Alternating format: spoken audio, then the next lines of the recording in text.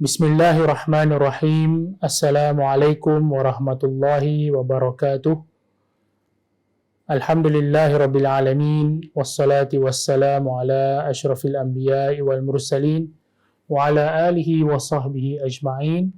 Subhanaka la ilma lana illa ma 'allamtana innaka antal alimul hakim.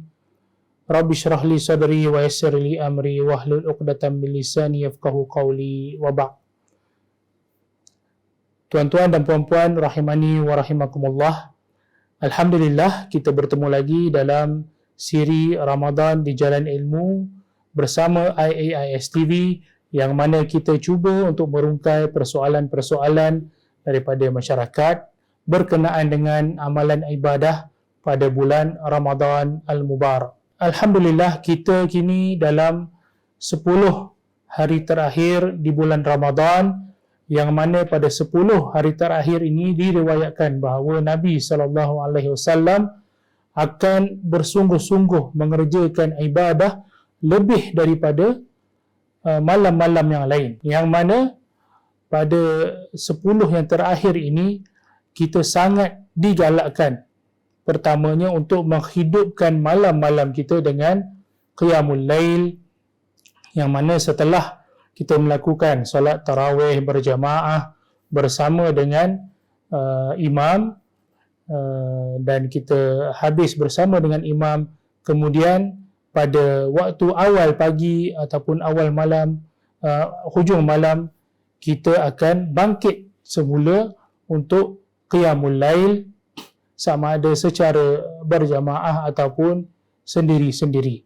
Tuan-tuan dan puan-puan rahimani wa rahimakumullah, sebelum ini telah kita kongsikan yang mana martabat-martabat ataupun keutamaan bagaimana seseorang itu menghidupkan malam-malamnya pada 10 yang terakhir dalam bulan Ramadan, yang mana yang paling baik seperti yang kita sebut adalah menghidupkan sepanjang malam daripada awal malam iaitu maghrib sehinggalah penghujung malam, yakni subuh keesokannya. Tuan-tuan puan-puan rahimakumullah, seperti kita tahu, kadang-kadang berlaku pada setengah daripada kita terlambat untuk hadir ke masjid untuk solat Isyak berjamaah bersama dengan imam. Kemudian kita hadir itu mungkin telah pun bermula solat tarawih, bahkan mungkin jika kita hadir lewat disebabkan oleh kerja ataupun mungkin seperti yang terjadi pada baru-baru ini, berlakunya banjir kilat dan sebagainya. Kadang-kadang kita terlambat dalam mempersiapkan diri setelah kita kembali daripada kerja, kemudian kita berbuka untuk kita pergi ke masjid untuk bersama-sama dengan jamaah. Dan mungkin kita hadir itu telah pun berlalu beberapa rakaat solat tarawih. Maka soalan di sini adalah, apakah kita perlu solat tarawih bersama imam ataupun kita solat Isyak terlebih dahulu yang belum sempat kita tunaikan tadi? Maka jawapannya adalah kita perlu solat Isyak terlebih dahulu. Bagaimana caranya? Caranya adalah bukan kita solat Isyak di rumah, bukan kita solat seorang-seorang di rumah, tetapi kita hadir ke masjid walaupun kita telah lambat dan kita lihat mungkin solat tarawih telah pun dilaksanakan, maka kita ikut sahaja imam. Kita ikut sahaja imam dan kita sendiri berniat untuk solat Isyak. Solat Isyak mengikuti imam. Imam ketika itu mungkin sedang mengetuai solat tarawih. Kita baru sampai ke masjid, tapi kita tidak mahu terlepas kelebihan berjamaah bersama imam, maka kita solat Isyak mengikut imam yang sedang solat tarawih. Apabila imam telah selesai solat tarawihnya, katakanlah kita masuk pada rakaat pertama, maka telah selesai 2 rakaat, imam pun memberi salam. Setelah salam, kita bangun dan menyelesaikan solat Isyak kita.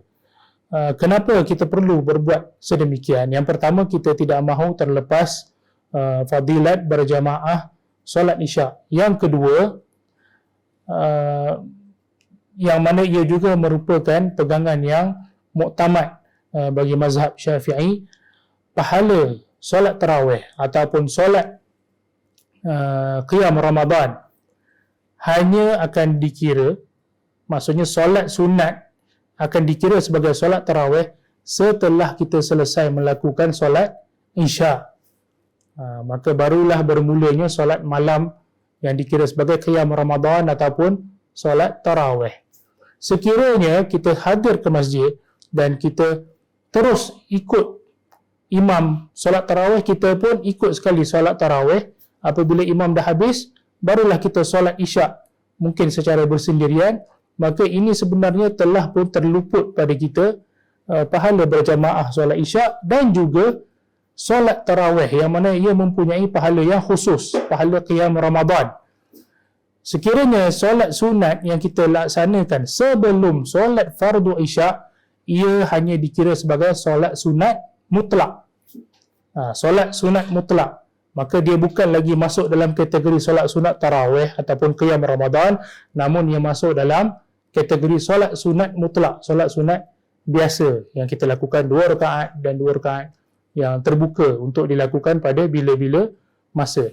Maka tuan-tuan dan puan-puan rahimani wa rahimakumullah, semoga ini dapat memberi sedikit penjelasan tentang bagaimana sekiranya kita terlewat untuk hadir ke masjid, maka kita solat Isya sahaja di belakang imam yang sedang solat tarawih, dan kemudian kita lengkapkan Isya tersebut dan kemudian kita ikutlah imam bersolat tarawih sehingga habis. Wallahu ta'ala alam. Wassalamualaikum warahmatullahi wabarakatuh.